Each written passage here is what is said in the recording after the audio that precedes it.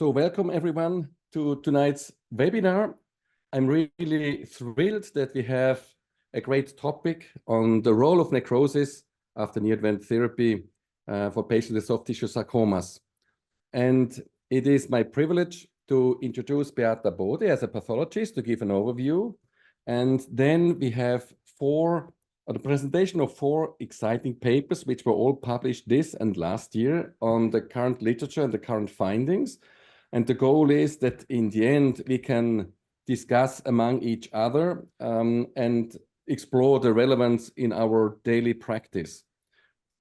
It is of note that in this webinar, we have participants from more than 20 countries, and basically all the continents are represented. And this gives us the opportunity really to exchange different philosophies and hopefully to learn. And without further delaying, I would hand over to Beata Bode. As said, as a pathologist, it's always the most critical part for all the clinicians because they define and determine the stage where we have. Please, Beata. Okay, hello everybody. Thanks Bruno for the introduction and for the invitation to participate in this very important and interesting seminar. I'm a pathologist. I work in Bruno's group here in Lucerne, and I would like to give you some pathologist perspective on the tissue response following neoadjuvant therapy in soft tissue sarcomas. We usually talk about the necrosis, but at the pathological level, much better description for this process is tissue response. As we all know in this group, mesenchymal neoplasia and also sarcomas are extremely heterogenic. They are rare, but they are really heterogenic at different levels: microscopic clinical presentation, course of the disease, prognosis, but they are also very heterogenic at the level of the response to neoadjuvant therapy. So definitely also in this respect, the one-size-fits-all approach does not apply to sarcomas or mesenchymal malignant tumors. So mainstay of the therapy of sarcomas, as we all know, is first of all surgery. The role of the pathologist is to evaluate resection margins, which may be sometimes some conflict fusing part of our task, but also more and more important part of evaluating the influence of neoadjuvant other therapies on the tumor tissue. And here, of course, first of all, radiotherapy mostly applied to soft tissue sarcomas, or chemotherapy most advanced applied to bone sarcomas, and the new upcoming modalities like hyperthermia or immunotherapy, or combination of any above. The role of the prognostic value of tissue regression on sarcomas is very well established and proved in many studies for bone sarcomas, for osteosarcomas, but also for Ewing sarcoma, and there are well established systems of reporting the extent of tissue regression following the neoadjuvant therapy, in this context mostly following the chemotherapy, and the cutoff here being 10% of a viable tumor when we stratify the patients to responders and non-responders. And based on those data, the therapy will subsequently will be adjusted to those findings. This picture shows you how we histologically see osteosarcoma responding to neoadjuvant chemotherapy. Here you can see the biopsy of the osteosarcoma with viable mitotically active tumor cells producing osteoids. So this is a high-grade osteoblastic osteosarcoma. Then the patient gets neoadjuvant chemotherapy, the tumor gets resected, and then either we see a tumor like this, where there is some residual pre-existing bony tissue, maybe some bone tumor produced osteoid, and this scar tissue in the background without viable tumor cells. So this is a responder, and in a non-responder having the same therapy, you still see that there is a lot of viable tumor tissue, which we usually see with this with this blue nuclei. So what about soft tissue sarcomas? What type of response we see in those type of tumors? And what is tumor necrosis actually? So following the treatment, we see necrotic or regressed tumor tissue, but we cannot reliably tell if this necrosis was already present before the therapy or if this is really therapy induced. And what do we call necrosis? So actually on pathological level, tumor necrosis is usually referring to the this one of the subtypes of pathologic necrosis types, namely coagulative necrosis. The other type of necrosis are less common. Sometimes we see also the pseudocystic areas, which may kind of relate to those colliquative necrosis, but otherwise the tumor tissue we got following the neoadjuvant therapy in the resection specimen show very variable and heterogenic pictures without those typical coagulative necrosis. So the predominant part of such tumors is fibrosis. So acellular or low cellularity fibrosic tissue, as you can see here. You can sometimes see some viable cells. We call them ghost cells. So the question is, are they really viable or they are just decaying? Those cells will have smudging of chromatin, cytoplasmatic granulation, and they are kind of, in process of dying. In the background is this fibrosis and hyalinization. There may be some variable areas of hemorrhage as a consequence of necrosis or inflammation or foamy macrophages or calcification. So this is usually what we see following the neoadjuvant therapy. And you can also read about it in our tumors, in our reports, or also in the papers describing those changes. So usually instead of kind of necrosis as a expression, you read about steinable tumor cells or viable vital tumor cells, even if we do not really know if they are really kind of living, if they are proliferating the way they are. In this background of a prominent fibrosis and only occasionally accompanied by this real necrosis or coagulative necrosis of the pseudocystic change. And what is important is the way the tumor tissue reacts to the neoadjuvant treatment is really dependent on time lapse, on type and dose of neoadjuvant therapy, which we do not always even get to know what was applied or for how long and when. So this is really difficult sometimes to tell what the relation is. In the literature, you always read mostly about the near pathologic complete resection, which is meant in cases which are where the necrosis or the regression of the tumor is observed in more than 95% of tumor, or pathologic complete response, where you are just left with some isolated tumor cells. However, at the pathological, histopathological, microscopical level, this is the quantification of such tissue response may be difficult and it's really hardly to standardize. And in most of the studies, this is either oversimplified, like 1 or no, 1 or 0, or very elaborately described and not really easy to reproduce. There is not a lot of literature on pathological literature on this subject, and what I think is the best a way to standardize our reporting of the changes or regression changes post-neoadjuvant therapy in soft tissue sarcoma is the approach of EOTC group with Eva Waldemann, who describes very precisely how this should be done.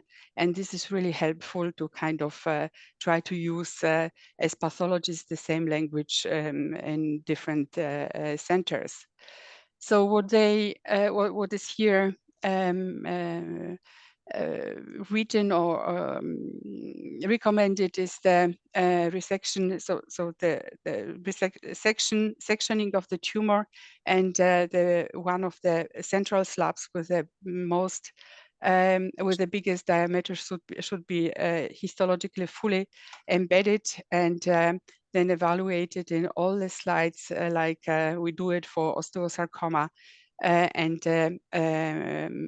quantified, put in one of those 5 categories according to the presence of viable tumor cells. And this is really helpful, this scheme where you can kind of apply to what you see under the microscope with this division of no viable tumor cells, isolated tumor cells, less than 10% viable, up to 50% or more than 50% viable tumor cells.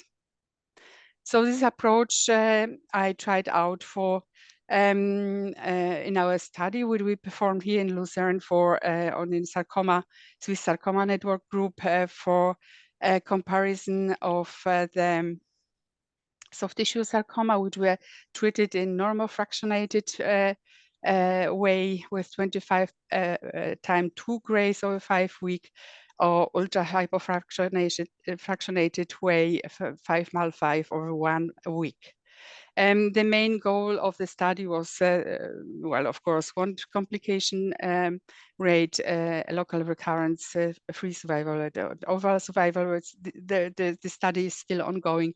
We are still collecting data, but the first paper manuscript has been already published. In this published work, the 61 patients were studied, and you can also see here this typical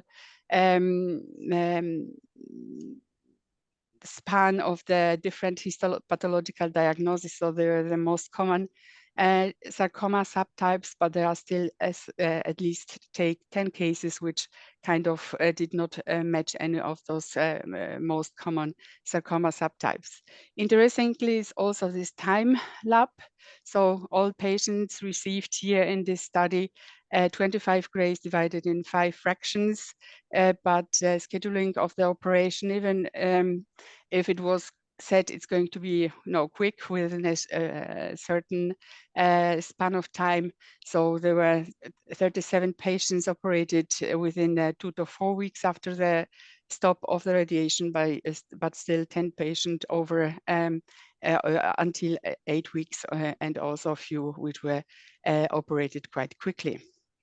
And I have looked at the, how the tissue of such pretreated tumors look like on the microscope in relation to this time span.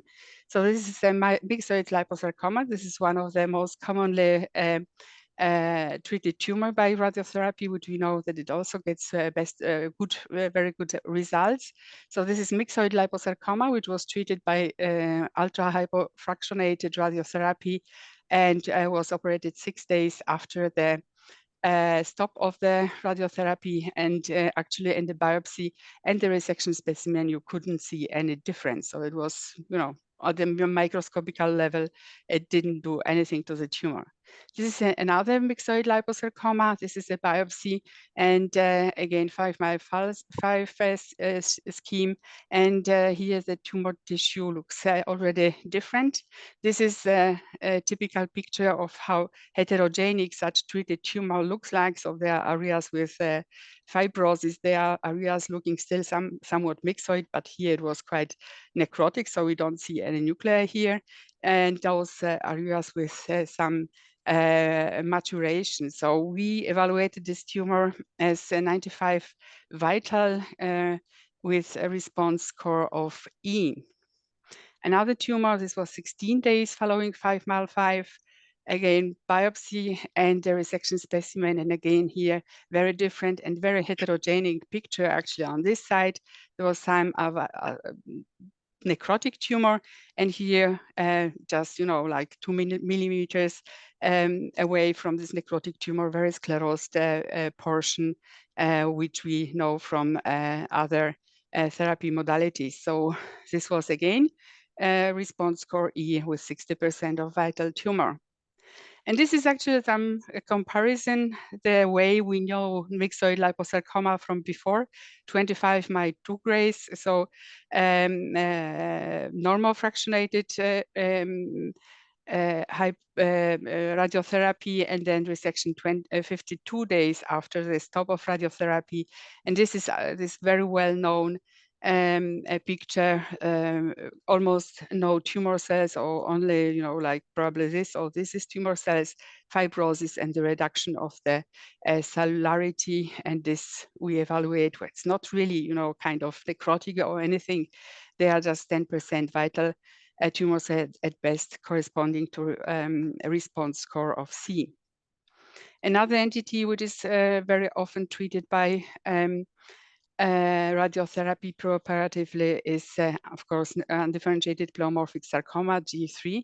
So this is one treated with 5x5 grade, 12 days following the stop of radiotherapy biopsy. You recognize the entity, and this 12 days later after radiotherapy looks exactly the same. There was some area of some small area of necrosis, which might have been also before there.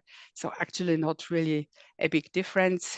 Another example, UPSG3 biopsy, and then 20 days or almost 20 days later, okay, you can see there is something going on. The tumor cells are regressing, but they are still 85% vital. And for comparison, this is well known from, you know, normal normal fractionated radiotherapy picture, a large UPS, totally necrotic, and the way we look at it, this geographic mapping, and there was only one slide or two slides where there was some vital tumor cells. So this was regression score C. So looking back at our 5x5 study, in general, we had a mean or median extent of this necrotic tissue, like 29 to 50 or 15%. So this was definitely less than is usually described in the literature for normal fractionated radiotherapy, especially if it is combined with chemotherapy. So we had only 2 patients in our study which received radiotherapy combined with radiotherapy, and they showed a lot of necrosis. The remaining cases had rather small amounts of regressive tissue or necrotic tissue. So we had 9% of 9% of tumors with pronounced regression on necrosis, which is definitely lower than usually what is reported for tumors treated with normal fractionated radiotherapy. Most tumors classified as regression score D or even E without any extensive necrosis. So what I wanted to show you with those pictures, how important it is, even if you kind of standardize the amount of radiotherapy or therapy you give, you get very different histological and macroscopical changes already depending on the time lapse which you have between the stop of radiotherapy and surgery. And looking at those literature, here's a comparison of normal therapy, 25x2, and those ultra hypofractionated regimes.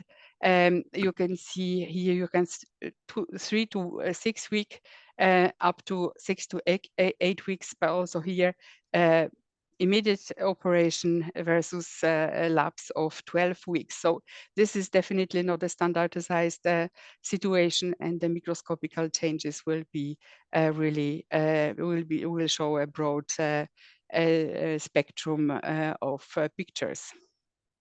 And role of necrosis in relation to prognosis.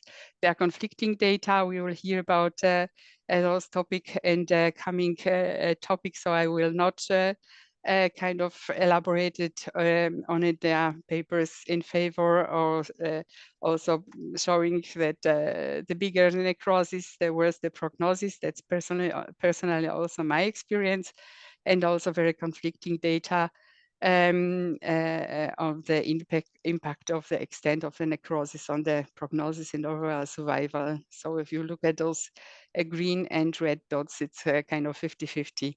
So I'm looking forward to the next speakers.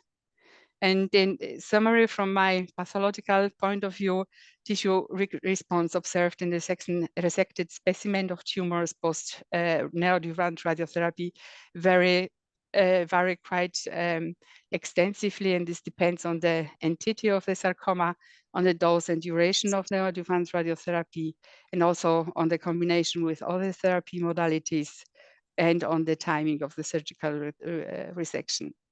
The correlation of tissue response, local and overall outcome, complex subjects. How do we standardize it? The tendency, we'll hear about it later.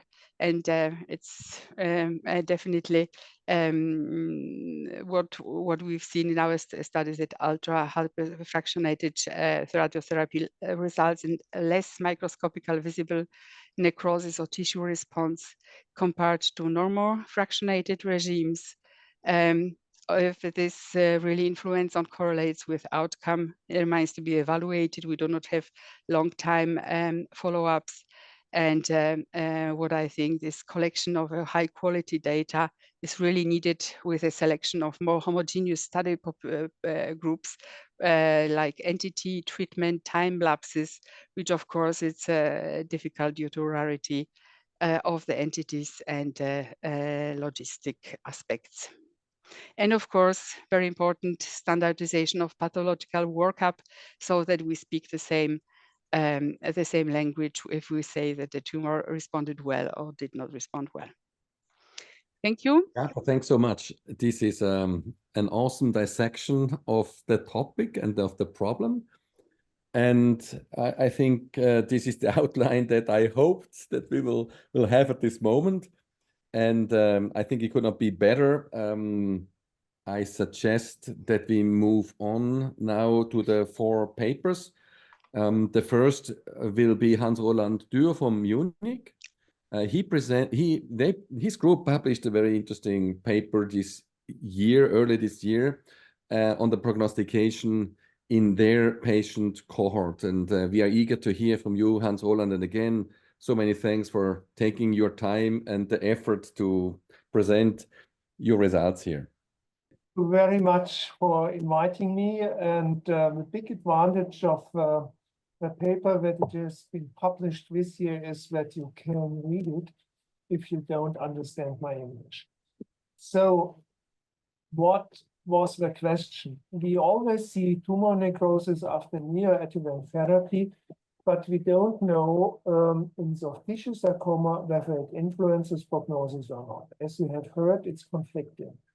And we use it as a marker for the efficiency of neoadjuvant therapy in soft tissue sarcoma, as we use it in bone sarcoma, but we are not sure whether it's really a good marker. There are no good data concerning the relationship between induced tumor necrosis and outcome in soft tissue sarcoma, also because we have a lot of spontaneous tumor necrosis in soft tissue sarcoma. If I say chemotherapy in our patient, Lars Lindner is here, I always mean chemotherapy and regional hyperthermia. We don't do chemotherapy alone. So we investigated about 800 patients with soft tissue sarcomas and bone sarcomas, and they are a typical, they show the typical features of soft tissue sarcoma. This is not a very special group, just the typical ones. You see here, we have more or less a lot of liposarcomas and a lot of undifferentiated pleomorphic sarcomas, all what you have in your own patient groups also. And forget the bone sarcomas, because with bone sarcomas are a mixture between chondrosarcomas and osteosarcomas and Ewing sarcomas, and you can't draw any good data out of that. So I focus on the soft tissue sarcomas. If you see the tumor necrosis, you expect, and you can prove that it is dependent on the grading. So G2 and G3 tumors have a lot of tumor necrosis, and T1 tumors have a very, very less tumor necrosis. I think the rationale is very clear to that.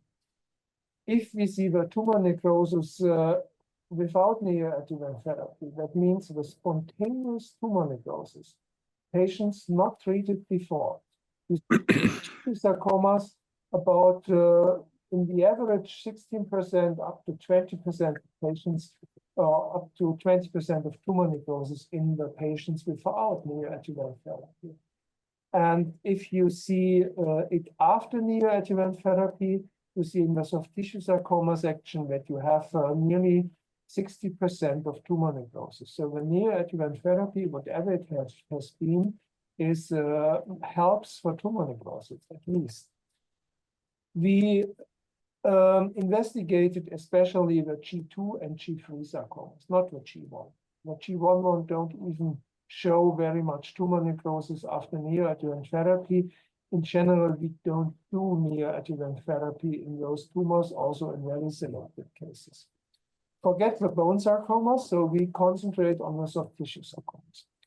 You see, no neoadjuvant therapy have spontaneous tumor necrosis of about 20%. With chemotherapy, we have a bit more than 50%. And with radiotherapy, without chemotherapy, we have a bit less, nearly 50%, 45%. And if we combine radiotherapy and chemotherapy neoadjuvant, then we have nearly 70% of tumor necrosis. So combining both modalities is the best for inducing tumor necrosis. The question is, what does that mean for the prognosis of the patients? Those are all our patients, also those without neoadjuvant therapy. And you see that the tumor necrosis does not play any significant role in the prognosis of the patients. But you have to see differentiated. Those are the numbers of the patients who had only neoadjuvant therapy. So we excluded those without neoadjuvant therapy. And you see that the neoadjuvant therapy or the necrosis induced by a neoadjuvant therapy does not has any impact on the prognosis of those patients. So you may go to the patient and say, hey, the neoadjuvant radiation and chemotherapy has brought you a 70% necrosis of a tumor, and the patient is happy, but that does not mean that the prognosis of a patient is better than in patients without or with less necrosis. If you have no neoadjuvant therapy, we thought patients who had a high rate of necrosis have large growing tumors and must have a worse prognosis. This is not true in total. So if you see the green line, this is the line of patients with spontaneous more than 70% necrosis. They have had the best prognosis, but have been only just a few patients, as you see in the lines below. And the blue line is those with the average tumor necrosis, and the red dots are those with a higher rate of tumor necrosis and a sufficient number of patients. And for that, our hypothesis that those patients with a higher rate of necrosis, with spontaneous necrosis, do worse because they have worse tumors is true. The multivariate analysis, just to describe our cohort of patients, shows the typical rationale. So you have the grading, metastasis, and age as worse prognostic factors, also the tumor size. The tip location and the necrosis was not relevant.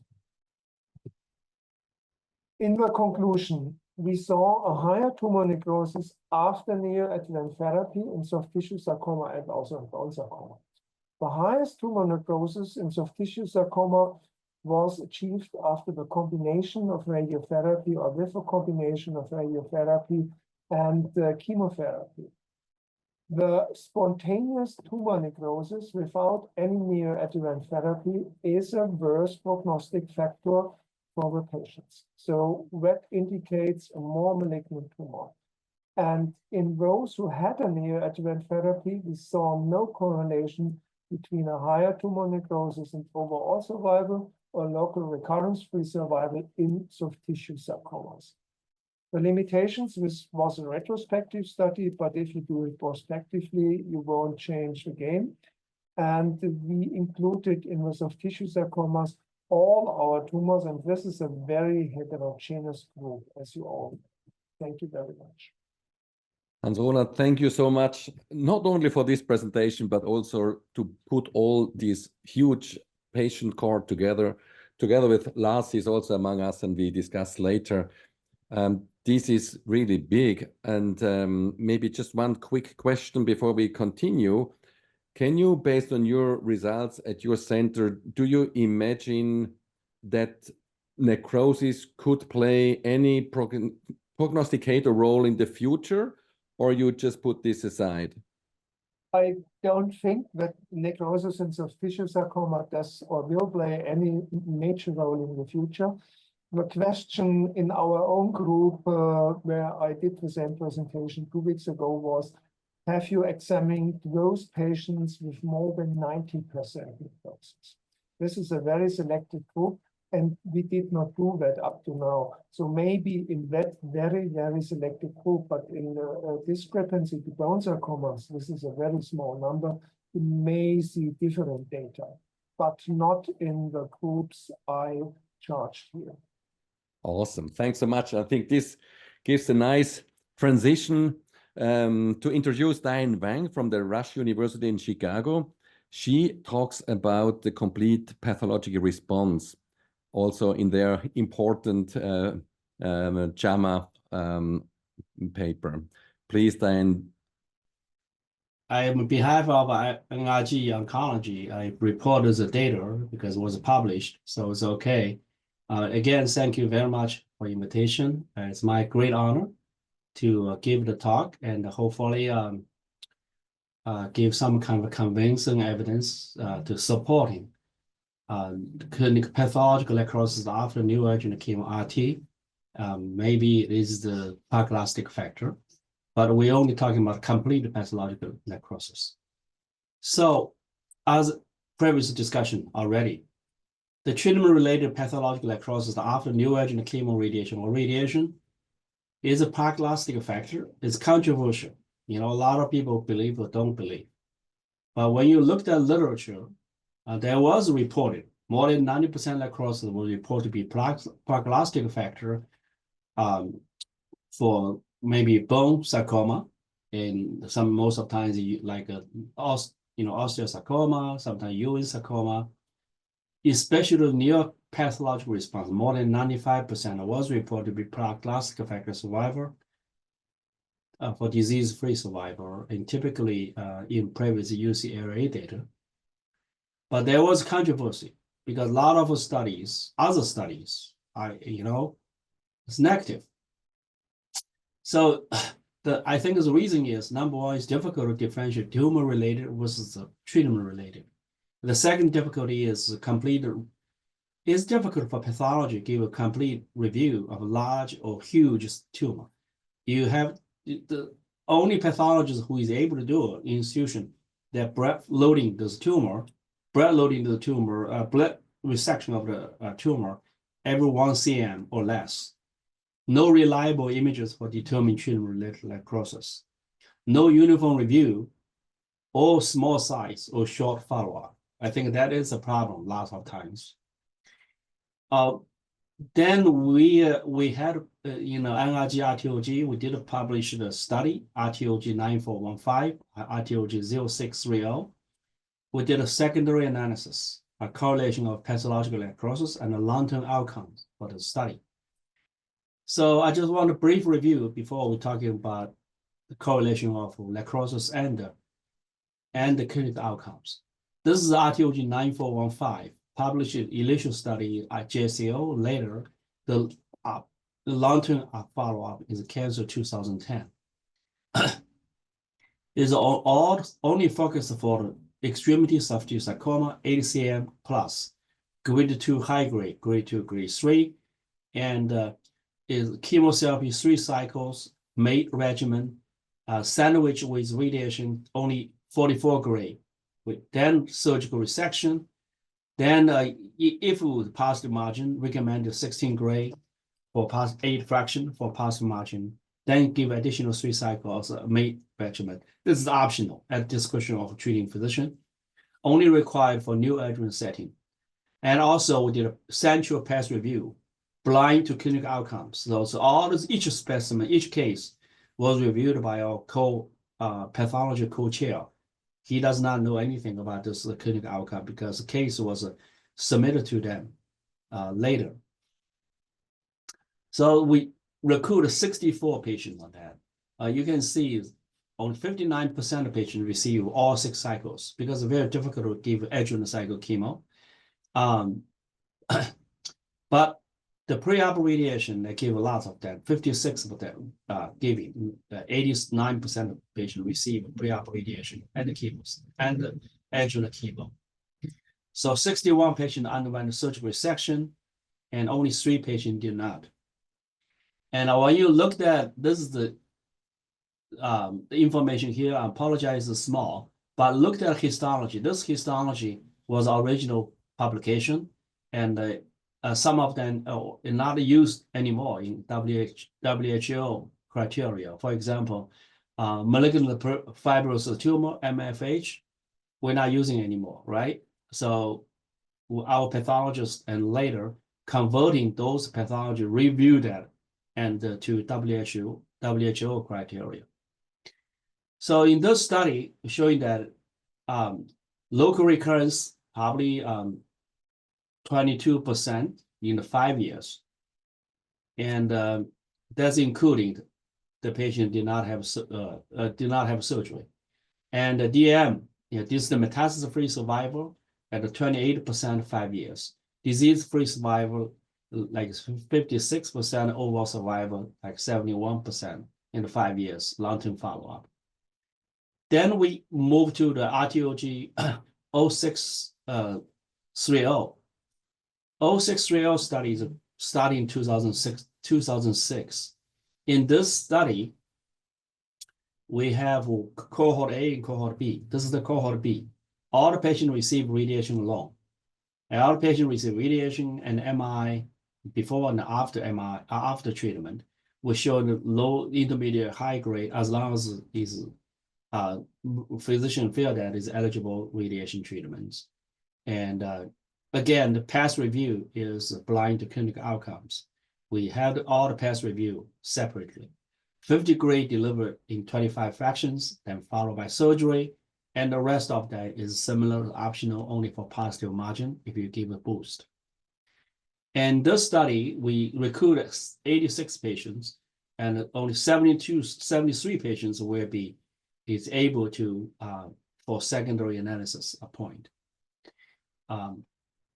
In this, you're showing that there's a histology. You can see that is on your left side, showing that is a WHO criteria and all WHO histology. The grade 1 probably 13 patients and 16.5. The rest of that is grade 2, grade 3 the disease. And in this study, we're showing that is distant failure on 5 years is close to 50%, and they're pretty high. And also for those patients who has a local failure is 11 out of 79 because of including 5 patients who did not have surgery. But looking at it on, you guys looking at lower half, this is based on NCI because we compared with a Canadian trial, Dr. Brian O'Sullivan's trial. And that trial is all the patients who did not have surgery because of other reasons, because of metastatic reasons. And then those patients, local failure, amputation was not counted. In that case, we only have 6 out of 73 patients local failed. And PFS is 39 out of 73. It's a local recurrence rate is pretty high. Pretty low. Then overall survival, this is the 5 years survival rate. And we're showing that significant reduction in late radiation morbidities because compared with the Canadian trial in 10.5% versus 37% for NCIC, the phase 3 preoperative arm. So given excellent local control, absence of margin field recurrence, this study will suggest that parameters utilized in this protocol is appropriate for preoperative radiation. That's what we are using in the RTOG, in NRG criteria for preoperative radiation treatments. So all of the 2 studies patients completed 5 years minimum, long-term, each patient 5 years minimum, if surviving, 5 years minimum long-term outcome analysis. So we did have then we do a correlation study, pathological complete response versus the clinical outcomes for those 2 studies. Then our pathology review that this is, I'm sorry, that is very small. This is combined all together of the pathology of each patient. Again, is a quite difficult reading. But this is still a long-term outcome of RTOG 060. I'm sorry that there's a long-term outcome for RTOG 60. So now we can see the study. See on the figure 2A. The figure 2A is overall survival. Looked at if the patient has a pathological response, complete pathological response, means that no viable tumor cells, any tumor cells examined by our pathologist. They showed almost 100% survival here. But when you look at that individual, but you looked at RTOG 9514, it would have more than 0%. Because our pathologists on the central review, they only at that time only have a 0 to 25%, 25 to 50%, 50% to 75%, 75% to 100%. So we only have 100% criteria, only 4 or 5 criteria. But in this study, we only pick up 0% versus less than 0%. So anything more than less than more, okay, I don't want to confuse you. More, they said more than 0% tumor viability means that less than 100% complete pathological response. They're showing that the 5 years overall survival is a huge difference. The same thing like RTOG 060, this is less than complete response. So 0% was the overall survival. 5 years, all patients survive if it's complete response, regardless chemo radiation or radiation, if you have a complete response. But similarly, like distant failure. A distant failure is similar. If it is a DFS, is similarly. If it's a 0% tumor, 0% complete response in RTOG 060 and RTOG 9514, all the 5 years is close to 90% of the patients in disease-free survival. And if it's less than complete response, you will see 9514 and 0630. They're showing that sharp difference. And similar like distance-free survival, distance disease-free survival, the DDFS, and showing that similar results. And also the local control, distant metastasis on the right lower figure, figure 2D, you will see that is if the RTOG 0630 and it's close to 50%, if it's RTOG 9514 is close to 27 to 28%.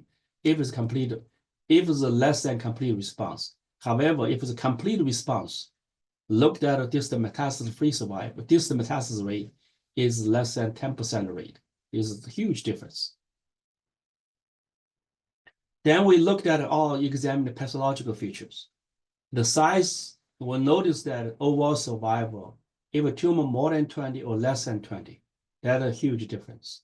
And second thing, certainly the grade, the histology, leiomyosarcoma, liposarcoma, or mixed oil fiber sarcoma all together versus others. Unfortunately, with tumor sample still small.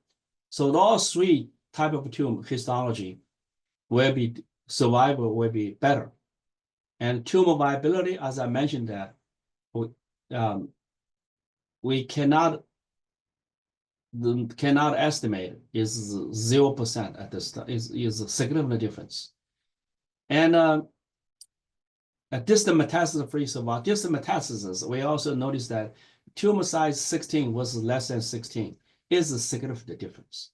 So initially in the history, we also is 8 centimeter, but this is the tumor, this analysis gave us that maybe it should be 16 centimeter in this instead of 8 cm as the previous estimated.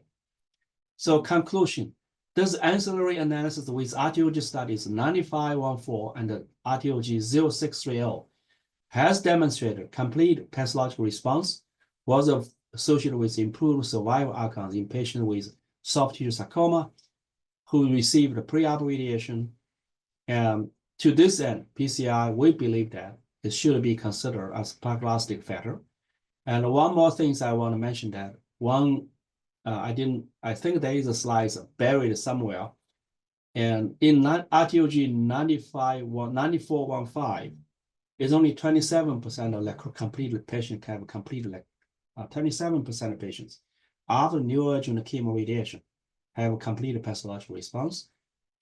For RTOG 0630 is close to 18% completed pathological response after neoadjuvant radiation alone. The tumor size, we believe 16 cm above, may be prognostic factor for survival because there is increased risk for metastasis. This is what I have at this time. Thank you so much, Dan. That's fantastic. That's awesome. Maybe also just one quick question before then we proceed. What are your future plans? I'm sure you have a next study in mind. Is there anything that you can share with us?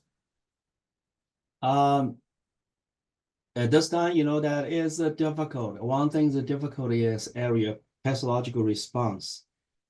I don't have the plan, but we're thinking more intensified local treatment in combination with systemic treatment. And radiation oncology has moved progress significantly from 2006 to now.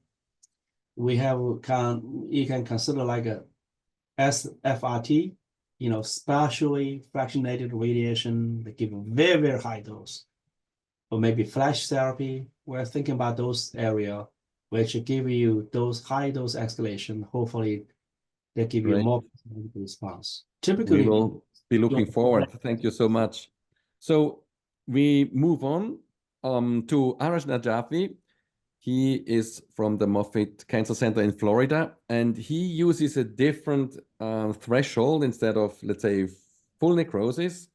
He defines a pathological or favorable path response, and we are interested to listen about your paper. Please, Arash. Hi, so my name is Dr. Arash Naghavi. I am an associate professor at H. Lee Moffitt Cancer Center. I'm also the section head for sarcoma in the Department of Radiation Oncology and the Brachytherapy Fellowship Program Director. And it's my honor today to talk about our work on the effects of favorable pathologic response after neoadjuvant radiation alone in soft tissue sarcoma. I have no conflicts of interest. So, as we spoke, as you heard earlier, there is conflicting evidence, but there is some data to suggest that there can be a relationship between achieving a favorable pathologic response in soft tissue sarcoma and its correlation with improved R0 resection rate This is seen in the NBTXR3 trial, where the use of hafnium particles doubled the ability to achieve a favorable pathologic response rate, which translated to an improved R0 resection rate. There's evidence from decades past from Elber that achieving this response can improve local control by anywhere from around 10 to 12%. And there's evidence that you can also have an improvement in distant control. This study by Shaw showed a 37% improvement in distant control, but this study was not statistically significant. It was underpowered. There was only 30 patients or so. But you can see this is just from RT alone. There was a distant control benefit. And then again, Elber showed about a 16% overall survival benefit at 10 years by achieving a favorable pathologic response.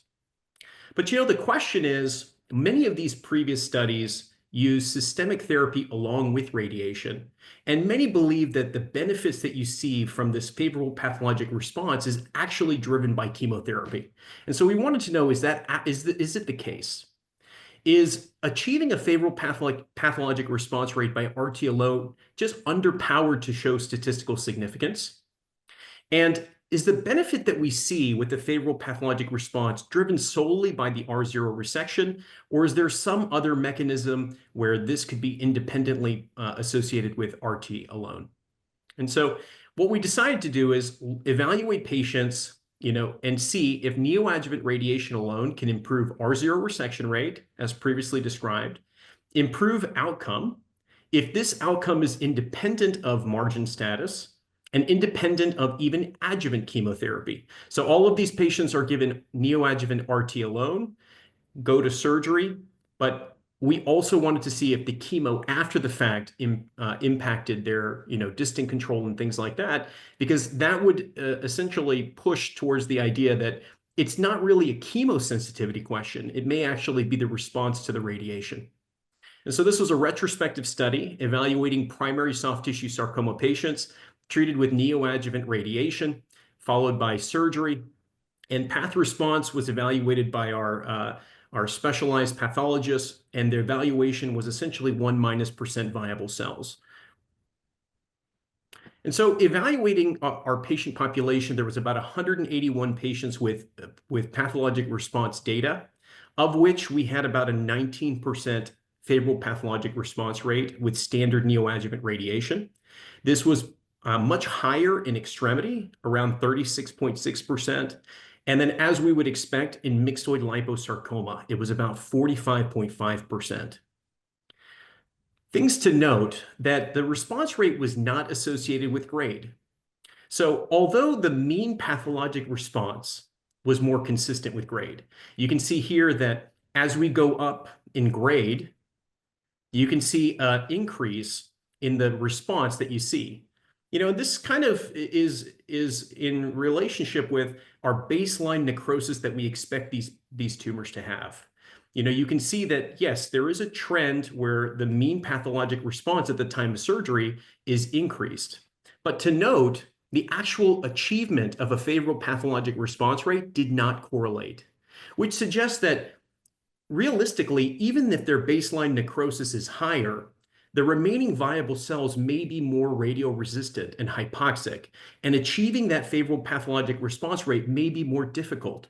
And by achieving that is where you start to see that benefit. And it may be from eradicating those radioresistant cells that are hypoxic. And then in addition, we show that days from radiation to surgery did not impact their response. And so the results, we did show that the achieving of a favorable pathologic response rate was actually associated with a higher R0 resection rate. I think this is no surprise, just like we talked about from the NBTXR3 data. And from our larger data set, we showed that R0 resection significantly predicted for a 5-year local regional control. Again, also not anything surprising, as we know that the relationship between those two exist. From our favorable pathologic response rate, we showed that a benefit, although trending, around 9% local control, and a trending 5-year distant control benefit of about 14%, which is in line with Dr. Shaw's, with some of the previously described data. Both of these translated into a 5-year progression-free survival benefit of 31%. So this is kind of more in line with Dr. Shaw's 37% progression-free survival benefit. And excluding patients who received chemo even after surgery, so this is a subset analysis of 148 patients, you see that patients still continue to have an improvement in progression-free survival if they were able to achieve a favorable pathologic response. There was a non-significant 15% overall survival difference in benefit for achieving an FPR, very similar to Elber's previously reported literature. And we also looked at the other thresholding of 90%, as this has also been discussed in the literature in the past, and we showed no association really between distant control and progression-free survival. On multivariate analysis, we combined T-stage, grade, margins, path response, and performance status.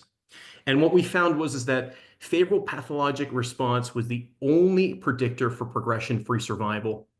It actually translated into a twofold improvement in progression-free survival, and this was independent of the margin status. And so, you know, the idea is that we see this relationship between favorable pathologic response and margin. But does the margin actually translate to improvement in outcome? And so there's previous studies in sarcoma where the ability to achieve a negative margin can improve local control, which is no surprise. But what's more surprising is that there is distant control benefit relationship and even a progression-free survival benefit. We see from NCDB data analysis with larger cohorts that R0 resection actually is associated with overall survival. And in other studies, you can see that the relationship also exists between margins and not just local recurrence, but also distant recurrence and survival. So there may be a link, either the recurrence rate itself increasing metastatic and death, or there's some other tie that we don't quite understand. And so let's evaluate the link between local control and overall survival benefit. So in sarcoma, we know that patients who recur have worse outcomes.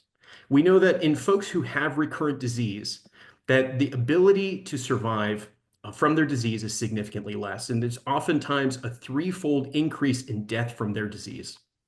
In addition to that, there is data to suggest that local recurrence can be an independent predictor for overall survival in sarcoma patients. And so there's a tie there that is, you know, irrespective of distant metastasis and stage. And so now we try to understand, you know, we talked about margins and how that can influence local control and distant control. But is there some other mechanism that the favorable pathologic response impacts outcome? Because as we saw from the multivariate analysis, it was actually independently predictive, even irrespective of surgical margins being taken into account. And so the first thought is what we mentioned earlier, which was about grade. And achieving this favorable pathologic response rate is much more difficult for the remaining hypoxic viable cells. And so can targeting these and overcoming this hypoxic subpopulation actually improve outcome? And so it's no surprise, you know, I think many of you guys understand the importance of oxygenation and radiation sensitivity and oxygen's role. You know, but we know that hypoxia in cancer is associated with accelerated tumor growth and progression, angiogenesis, resistance to apoptosis, and genetic mutations and instability, which can cause an increase in mismatch repair issues, which can then further increase mutational rate and chromosomal instability, which can lead to more metastases. And in addition, we know that hypoxia is related to the metastatic potential. And so in sarcoma specifically, there is evidence that the oxygenation of the tumor can actually impact their likelihood to metastasize, and it can have a significant impact on their progression-free survival. So again, it all kind of ties into the hypoxia and overcoming this. Can this improve outcome? In addition to that, we also going to explore distant cell effects. Can the abscopal and bystander effect somehow play a role? And to kind of illustrate this diagram here, where we talk about abscopal and bystander effect, on the right, you can see here, these are the hypoxic cells. Hypoxic cells, when treated with high doses of radiation, tend to be more resistant to radiation. And so they can still be alive after treatment. But what it can cause is it can cause anti-angiogenic factors to be expressed, which can then have what's called a bystander effect, affecting the cells around it and preventing its growth and progression. In addition to that, it can also send signals which can help with the abscopal effect. And then in addition, any cells that do die can actually allow for antigen, which can spur the immune system, again, furthering the abscopal effect. And in this study, they illustrated a patient who had hypoxic tumor that was targeted. You can see here that the black is necrosis. The yellow is the hypoxia kind of surrounding it. And the red arrows demonstrate what the bystander effect would be. And so what they did was they only targeted the area of hypoxia. They did not target the remaining portion of viable tumor. And what they found was that by only targeting that, they had a significant response locally, even for the tissue that was unirradiated. In addition, they also had a bystander effect. You can see this pericardial nodule significantly decreased, and this was outside of the field. And so, in conclusion, achieving a favorable pathologic response has been associated with an improved R0 resection rate. This R0 resection improves local control. There is a trending association between favorable pathologic response in local and distant control, which may have contributed to their progression-free survival. This can be both by indirect mechanisms, such as improving the margin status, and potentially from a direct benefit of some unknown mechanism, whether it's eradicating the hypoxic subpopulations or an abscopal or bystander effect. And so favorable pathologic response with RT alone is the only independent predictor for progression-free survival, and it was independent of margins. It was independent of adjuvant chemotherapy. This favorable pathologic response to RT alone may be a surrogate for outcome. And by achieving this, can we augment the way that we treat with radiation, optimize radiation to achieve this favorable pathologic response, and in doing so, improve outcome? And so that brings me to a trial that was presented here at CTOS and ASTRO this past year. This is the HEAT trial, or the Habitat Escalated Adaptive Therapy trial, which essentially utilizes radiomic habitats, which are radiographic images that depict the innate biology, and identifying the areas that are aggressive, that are cell dense and hypoxic, and dose escalating them. So doing targeted strikes within the tumor while maintaining the same standard dose to the remaining part of the tumor. Can we improve the favorable pathologic response rate for sarcomas by the time they get to surgery? And what I'll tell you is from our interim analysis, we've had 13 go to surgery, and we have the highest reported favorable pathologic response rates in the literature. 62% achieved a 95% response. 70% achieved a 90% response, and 85% greater than 80% response with a 100% R0 resection rate. So again, this is kind of, moving towards personalized radiation for sarcoma, utilizing RT alone, but in a way that we're maximizing the effect on this viable hypoxic subpopulation. So I want to acknowledge and special thanks to my department, our sarcoma team, and here are my references. Arash, you have to be commended. This was just fantastic. Thanks so much for sharing all your thoughts and your findings. Is there to implement this in the daily practice? Is this a huge addition to, let's say, an additional effort which compromises the treatment? Yeah, so no, actually, we've been able to do this trial with a turnaround time of 10 days from simulation to the start of treatment. And that includes getting a biopsy of the habitats before they start radiation. So obviously there's a lot of coordination that's required, but what I'll tell you is that we try to simplify this habitats by using median values. So essentially these MRIs are a part of standard of care. We threshold it based off of median and quickly create these habitats. I actually create them myself, so it doesn't really require much effort, but in the future, hopefully with machine learning and AI, we can automate this whole process and really kind of use the technology that we have to really optimize patient response. I'm impressed. Thanks so much. Let's move on to the next talk by Julien Montreuil. He is from Miami Miller School University, and he talks about rethinking viability. Please, Julien, thank you so much. Okay, so I'll be touching upon a lot of topics that my co-presenters already presented. So it's good to wrap up. Fantastic presentations today, and I love the format. No conflict of interest other than I love taking intraoperative pictures. Dr. Temple will agree. So you'll see a lot of intraoperative pictures.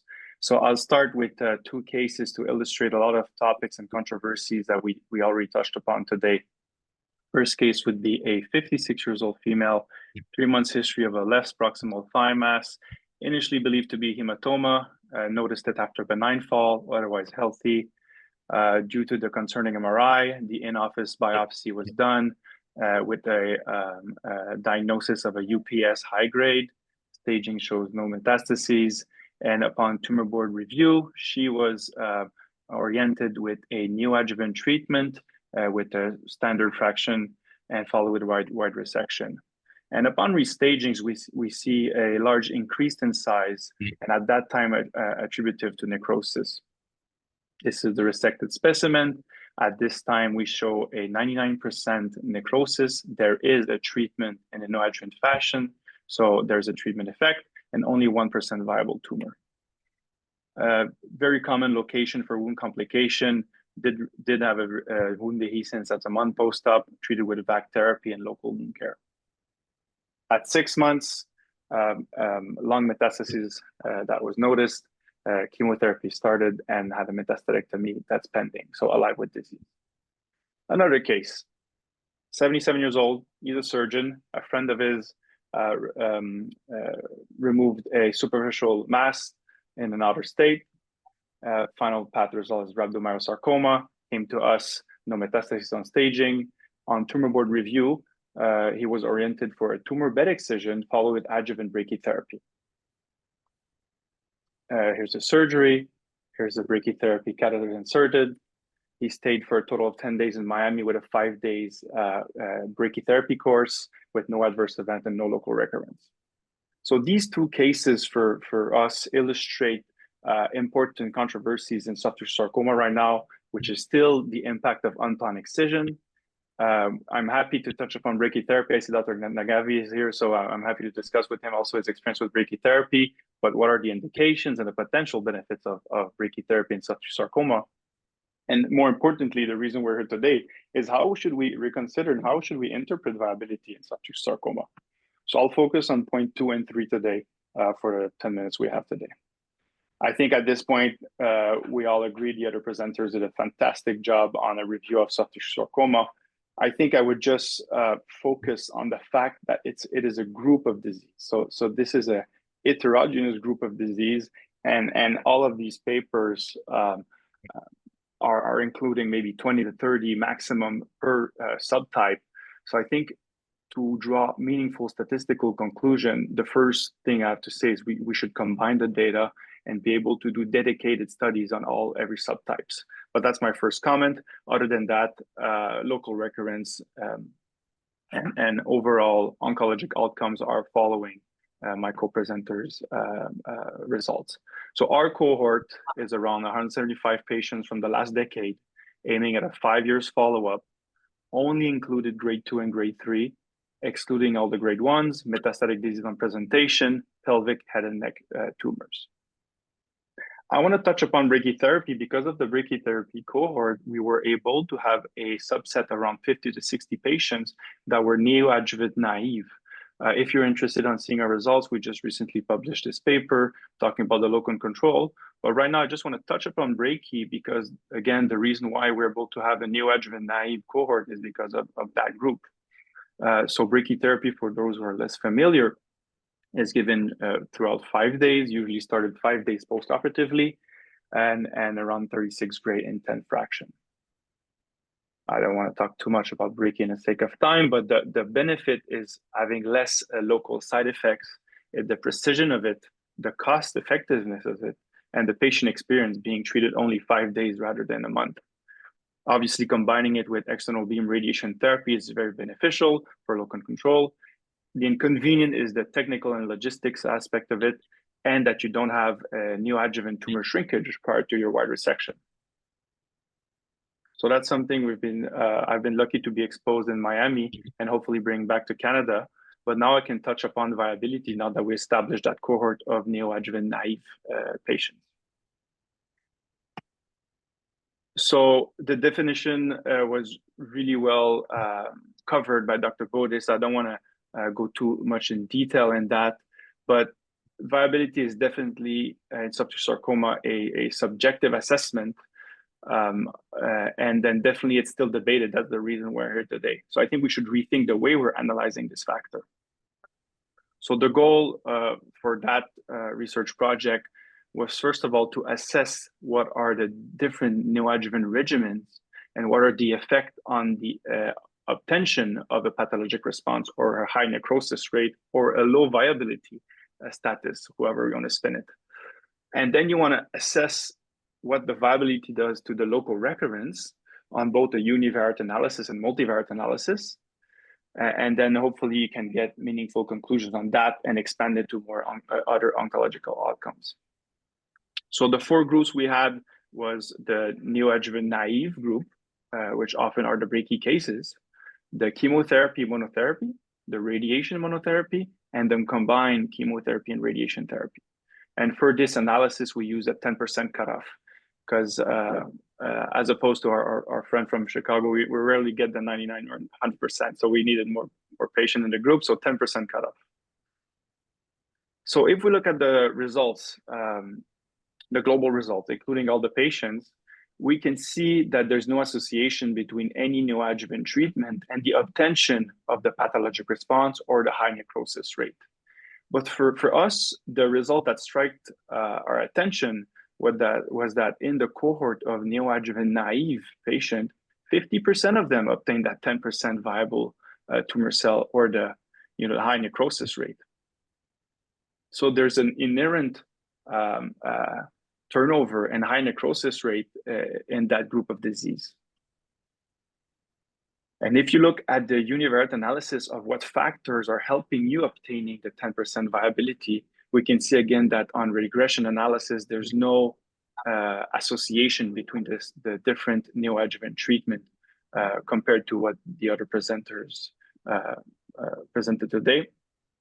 And the same observation was seen on the multivariate analysis as well, with no significant association seen with neoadjuvant radiation or chemotherapy in obtaining that 10% viability or adequate response. And if you look at just the group of neoadjuvant naive patients, we can see again that the viability was not associated with a significant worse oncologic outcomes. However, we can see a tendency of a higher necrosis rate being associated with a high turnover tumor, maybe more aggressive, therefore higher local recurrence, but we can't conclude it significantly. In that cohort, in that subgroup, should I say, again, R0 resection, like Dr. Naghavi just said, margins, definitely a strong predictor for local recurrence. And our cohort is specific and special in a sense that we have a lot of unplanned excision from the community around as a referral center. And these unplanned excisions are associated with worse oncologic outcomes. And that's also something we just published recently. So I should say that for that subgroup of neoadjuvant naive patients, they have a high necrosis rate by default, and the margins are definitely important in the obtention of good oncological outcomes. So when you combine everything all together on univariate analysis, again, no impact of viability in the local recurrence. However, margins are again an important predictor, and unplanned excision and fungating tumors are again a worse predictor of outcome. And the similar results are seen on a multivariate analysis where viability is not a significant predictor, but definitely the margins. So I think if we wrap up the session today, high-grade subacute sarcoma is a group of disease. They have an inherent high necrosis rate. In our cohort, I can say that 50% of them obtain a 10% viable cell without any treatment. In our cohort, the neoadjuvant therapies did not significantly affect obtention of that viability, and the viability itself did not affect the oncologic outcomes. The classical predictors were still unplanned excisions, positive surgical margins, and fungating tumors. And when you were controlling for everything on multivariate analysis, R0 resection, margin is the most important predictor. And we do agree with Dr. Naghavi that combining radiomics, artificial intelligence might be an objective way of assess tumor necrosis throughout our neoadjuvant treatment between chemotherapy and radiation therapy. So we need to work on something, either another marker or liquid biopsies, to find a way that's more objective and have a better way to assess the soft tissue sarcoma. And then in order to really have granular data on all the subtypes, we do believe that having collaborative database will allow us to, rather than doing studies on 200 patients or 300 patients, combining and getting to thousands of patients, that way we can have meaningful results in studying different subtypes. Because we all agree that, let's say, the myxoid liposarcoma are definitely behaving differently than the myxofibrosarcoma or the UPS, you know. So I think it's important to collaborate in order to have granular data and focus all these analyses on specific subtypes. And same thing to obtain more robust statistical analysis on the oncological outcomes. So I think if we return on the cases, you wonder, would brachytherapy minimize complication in such of a high-risk area that is the proximal thigh? And then you wonder if the initial unplanned excision of that surgeon on the elbow will affect this outcome. I want to acknowledge the whole team here in Miami. It's been a pleasure to be here today. Julien, thank you so much. That's an awesome fourth contribution. It really adds up to the whole. And I think we need to start to discuss. And we have the privilege that, let's say, three of the presenters have three colleagues in the panel. And I want to start giving them the name, the voice, just to talk about, how should we balance in the daily practice the importance of these findings, what we heard, and your own results, and how does that influence what you heard from the others. Maybe we start just in the reverse order. Tom Temple is also from Miami among us. Then Alex Lazaridis also, and Lars Lindner from Munich. Maybe, Tom, do you hear us? Do you want to share your thoughts on what you heard? Yeah, thank you, Bruno. I wonder if really absolute tumor necrosis, independent of modality, neoadjuvant or otherwise, is really important, but rather the delta between the initiation, the initial diagnosis, and the resection, the delta of necrosis. So it's not a matter of whether there's a high degree of necrosis at the end, but rather how much change there was in between.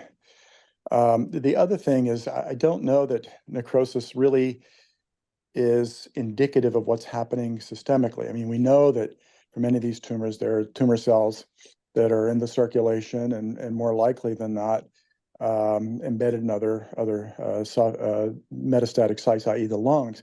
And these are very different tumor microenvironments, so that necrosis in one environment may be quite different in another environment. So I found all the presentations very compelling, and it raised a lot more questions, I think. But those are my thoughts, going forward. Thank you so much. Alexander, are you among us? I am. Thank you. Yeah. No, I would echo everything that Dr. Temple was saying. But these talks are fascinating, and they raise almost more questions than we started with. I do want to give a special shout out to Dr. Naghavi, because I've had the privilege of operating on a lot of these patients that he's done this heat trial on. And I think one of the themes that we've taken from all this is that, you know, we're all interested in this tumor viability and this tumor necrosis, but fundamentally, the one thing that we can still control as surgeons is the quality of our surgery, and the best go is the first go.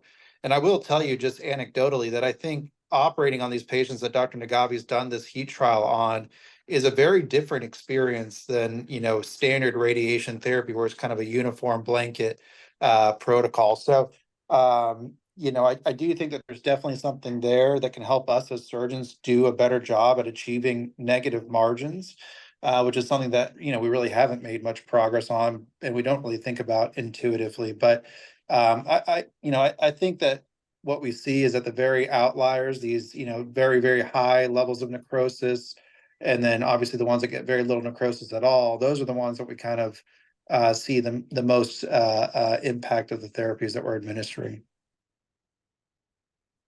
Awesome. And Lars, do you want to continue? So thank you first for inviting me to discuss these very interesting presentations. Many thoughts from my side. So first of all, I think we already know other tumors in sarcoma where the histopathologic response is predictive for survival. So triple negative breast cancer is one example, and we know it from osteosarcoma. But in soft tissue sarcoma, it seems to be much more difficult first to really analyze the percentage of necrosis due to the changing also tumor mass. I mean, this is the main difference with regard to osteosarcoma, where we have a fixed matrix, and then we can really calculate the number of necrotic cells. We do see tumors where we have radiologically almost partial or nearly complete response, but the remaining tumor cells are still viable. So how to judge this phenomenon? So then we would say more than 98% of the tumor cells just died by radiologic imaging, but the remaining cells are still viable. And so it's much more complex to deal with soft tissue sarcoma. And I found it quite interesting, the different cutoff values you choose in the different analysis. So 0%, so complete response, 5%, favorable, or 10%. And I think in order to really understand what this would mean, we have to really carefully look in the different histotypes, subtypes, and also I think take the radiologic response also into account in addition to the pathologic response rates. And I mean, also if you look at our large data set, we analyzed, of course, this is retrospective data. I'm pretty sure that we were not able to really assess very accurately in all of these tumors the number of necrotic tumor cells. So that's a difficult task. You need prospective studies with all the tools, and I would also imagine that the new liquid biopsies we could have in soft tissue sarcoma would also potentially help. So I think it's the question is not answered yet, but I personally believe that some kind of necrosis will correlate with outcome, and of course our aim also here at our center is to further improve the local efficacy of therapies, especially here at our site with new heat-sensitive liposomes, where we then have local release of anthracyclines. So I personally believe that to improve the local response will at the end give better outcome of the patients. Awesome. Michelle, may I ask for your opinion and Yes, input? thank you. And congratulations to all the presenters. I agree, there was amazing data, and I always love to see data that is consistent across studies, because that gives you a sense of reliability and comfort with the data. And I agree. I have a couple points. Arash, I completely agree. It's a change in necrosis, because some of the sarcomas that we resect, even when they present, they're 99% necrotic already. So, the change in necrosis is going to be important. I have a quick sort of curious question. How are you sure that in a tumor this size, that's 18 by 20 by 14 centimeters, that there's no one cell left alive. How can you be sure about that? But that's just more of a semantic. Obviously, if there's a really if there's a significant, if you're saying it's 0%, may not be 0%. There might be 1 or 2 cells left. Doesn't matter. It's a massive response to treatment. But my real point that I want to bring that's different is that, are the cells dead because of the chemo? Are they cells dead because of the radiation? Or are they dead because something happened that caused the immune system to attack them and kill them? And that would explain why that there's a better systemic response, or at least they have less risk of death if they have 100% necrosis, because the treatment it breaks the cells apart. It exposes the DNA to the immune system. So it's possible that this is actually an immune, that you're causing the cells to become immune sensitive. So that's just my thought. But I think the data is consistent, and that's something we should consider, when prognosticating.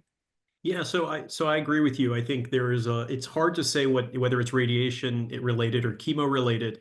In our study, we excluded anyone who received chemo, so we know that the response is primarily from radiation. And to the point about the response overall, I think oftentimes from from Dian Wang's presentation, they use the cutoff of 100%, and a lot of those patients were treated with chemo and radiation, and so the treatment time before surgery is a lot longer.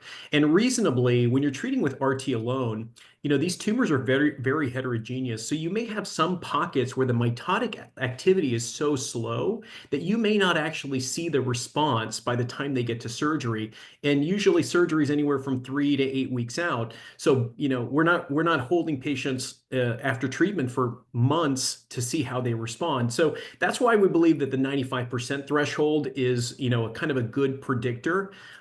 Partly because we don't know whether it would reach 100% by the time it gets to surgery. But yes, to your point, I think there's probably mechanisms that we don't fully understand, whether it's immunogenic, whether it's bystander effect, abscopal effect, things like that, that's much beyond just the local control, because it's very odd that consistently we're seeing a distant control and progression-free survival benefit from a localized therapy. Awesome. I see that Jay is at work in Dior, but maybe he can take. I know you were listening while working, but maybe you can share your input as well for us. Hey, thanks a lot. So those were great talks. It was very interesting to see that not every study showed a correlation with overall survival. So there's still a number of things to sort out. And we tried to look at this a few times with our pathologists, and some of these issues come up. There's a lot of heterogeneity from center to center about how people measure necrosis, I think, and that's part of the reason that not every study shows the same outcome looking at what they call necrosis. And we saw those really nice results, I think, in Hans and some of the other studies, that higher grade tumors have a lot of autonecrosis before you even get treatment. And we all see tumors that are largely necrotic before they've received any treatment at all. And, sure, maybe some of that's immunologic. I mean, all of us who are involved in immunologic related research would like to believe that, but a lot of it's probably they outstrip their blood supply and it's super high grade and you find all this necrotic tissue, or you don't even find necrotic tissue, you just find blood-filled spaces. So there's a variability in the amount of necrosis, just probably related to outstripping of blood supply. That's sort of one. And so when we try to do this with our pathologists, they really felt it was very difficult to do because grossly there's a lot of variability in how much necrosis there are. And they said there's difference in necrosis. There can be big cystic spaces and very little tissue to evaluate, or you could have actual tissue, but there's huge amounts of microscopic necrosis throughout the tissue. And those are two very different things before patients even get on treatment. And so, I mean, one of the things I'd like to ask people after the different centers after is is it so easy for your pathologist, or does one pathologist do it, or does multiple pathologists do it? And is it the same? Because our pathologists have a lot of difficulty trying to do that on a consistent basis based on some of these factors like autonecrosis, how you evaluating tissue. When you say there's 1% viability at the end, is that 1% of the actual tissue that has cells in it? Or is that 1% of what you think is the volume of this whole thing? So I think that's one of the kind of big issues in terms of if you want a global sarcoma community to put data together to try to look at this, where every center and every pathologist has a different kind of view of what are they trying to measure. So yeah. Thanks so much, Jay. But also thanks to your team to provide, give your time us, right? No, it's great. I mean, it's really good information, and it's very interesting that, again, like some of the talks also showed how it's not necessarily chemotherapy induced. The other thing, just maybe to mention, is they're talking about the auto-necrosis and how much necrosis matters. There's a number of papers that look at telangiectatic changes in soft tissue sarcomas, right? And those tend to be associated with a lot of necrosis and a lot of higher grade tumors. And there's a couple of radiographic papers that show that if you see telangiectatic changes in a high grade sarcoma, that those changes are independently prognostic of a worse outcome, even beyond a high-grade tumor. It sort of gets to the same idea of different radiographic variables that can assess necrosis. And, so there's clearly something to it. And it's interesting how it's so prognostic in some of the studies today, but like the Miami study, not prognostic. It's all just comes margins are the most important for local control, but necrosis doesn't correlate with outcomes. So I think there's a lot more to understand. And we certainly hope that necrosis might have some immunologic or systemic effects, but whether that's really true or not on its own, yet to be determined. Great talks. So much. Hey, Beata, do you want to jump in here based on what you heard? Yeah, I appreciate very much what Jay said, because that's my feeling. If you do it on a daily basis, on the other side is if you receive our reports, you kind of you look for the percent and you take it to like 0 or plus, and they responded or not responded. But it's really not that easy, and it's really depends on the type of the tumor, and really depends how many slides you took, how carefully you looked at them. If you did this cartography, will do it. You usually I used to do it for osteosarcoma, and this needs to be standardized if we try to kind of combine, or would like to combine our cases in a big study. We need to use the same pathological language for evaluating the response. So this is very, very important. And this is just one part. And then you have the quality of applied therapy, and so on and so on. So and the many entities. So I cannot stress again that this pathological standardization is very important. Great data, very interesting, also confusing for me. And well, we try to do our best, but sometimes life and microscope are complicated. So how do we move forward? Any comments? Arash pointed out his way, but based on what you heard, anything that you take on from your side? I think personally, I'll take the treatment response comment in the pathology report a little more seriously. With soft tissue sarcoma, I'm just going, yeah, whatever. It's could be, especially if the margins are negative. That's all I want to know. But I'll start taking it a little more seriously, because it seems like there is some importance to it that we're not really sure yet.